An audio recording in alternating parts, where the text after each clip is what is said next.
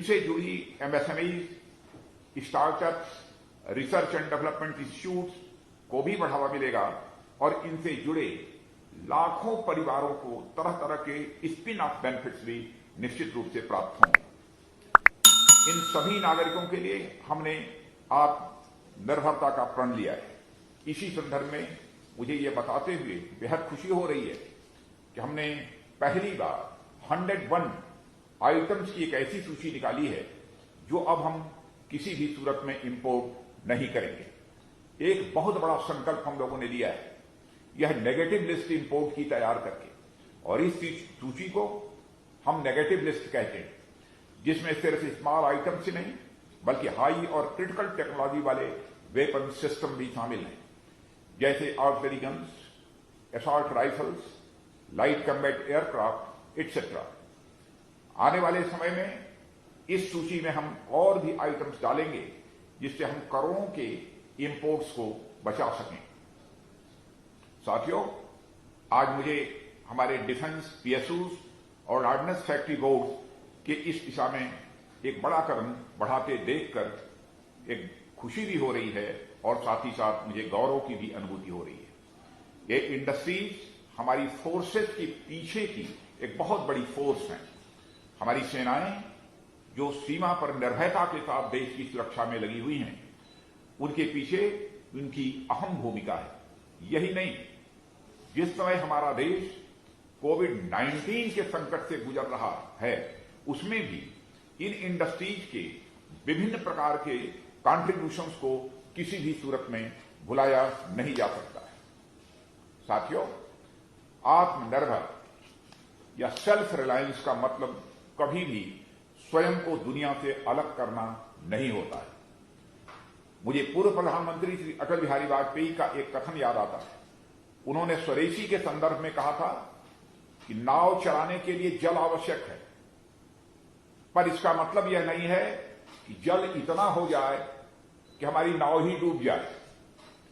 इसका अर्थ यह भी नहीं है कि नाव जल से अलग थलग होकर किनारे पर पड़ी रहे, यानी मंजिल पर पहुंचने के लिए और नाव और जल दोनों का मिलना आवश्यक है। इसी तरह आत्मनिर्भरता के संदर्भ में भी हमारे देश का बाकी दुनिया से मिले जुले रहना भी आवश्यक है, परंतु उसके साथ साथ देश की महत्ता का भी बने रहना ये बहुत ही जरूरी है। और मैं समझता हूं हमारा देश दुनिया के साथ कदम से कदम मिलाकर चलते हुए भी अपनी एक विशिष्ट पहचान बनाए रखने में कामयाब होगा। इस तरह के आयोजनों की इसमें बहुत बड़ी भूमिका होगी, ऐसा मेरा विश्वास होगा।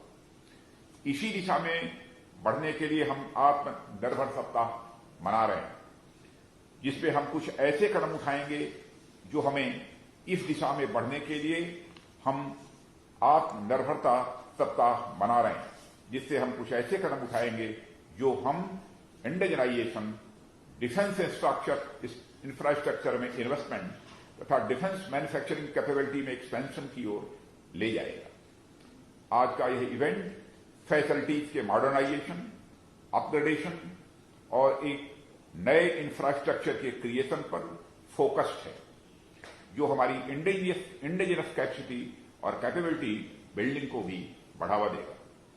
इसमें स्किल डेवलपमेंट सेंटर, बीईएमएल में mission and industrial design centre न केवल हमारी वर्तमान जरूरतों को पूरा करेंगे बल्कि साथ ही इनोवेटिव थिंकिंग को भी बढ़ावा देंगे, जिससे हमारा भविष्य में मार्ग प्रशस्त होगा। इसी तरह GRSE, OLF Dehradun, ordnance factory चांदा में शुरू किए जा रहे मॉडर्नाइजेशन ऑफ फैसिलिटीज से हमारी आर्म्ड फोर्सेज आधुनिक तो बनेंगी ही, साथ ही हम दूसरे देशों की बजाय अपने ऊपर निर्भरता की ओर आगे बढ़ेंगे। साथियों, इसमें कोई संदेह नहीं, कोविड-19 के कारण हमारा देश ही नहीं बल्कि पूरी दुनिया की established supply chains, liquidity, travel, transport आदि बुरी तरह प्रभावित हुए हैं। फिर भी हमारी सरकार द्वारा टाइमली और थॉटफुल इंटरवेंशन जैसे negative list for import, defence manufacturing में एफडीआई लिमिट्स में बढ़ोतरी, डोमेस्टिक कैपिटल प्रोक्योरमेंट के लिए सेपरेट बजट, इंडिजनाइजेशन के ऊपर विशेष ध्यान देने आदि के कारण इंडियन डिफेंस इंडस्ट्री को सिग्निफिकेंट अपॉर्चुनिटी उपलब्ध कराई जा रही है। डिफेंस के क्षेत्र में आत्मनिर्भरता का यह एक महत्वपूर्ण प्रयास है। आप सभी इस ऐतिहासिक यात्रा में अपना बहुमूल्य योगदान दे रहे हैं। इसके लिए मैं आप सबकी सराहना करता हूं और मैं इस आत्मनिर्भर सप्ताह की सफलता की कामना करता हूं और आप सभी को मैं अपनी हार्दिक शुभकामनाएं भी देता हूं। बहुत बहुत धन्यवाद। जय हिंद।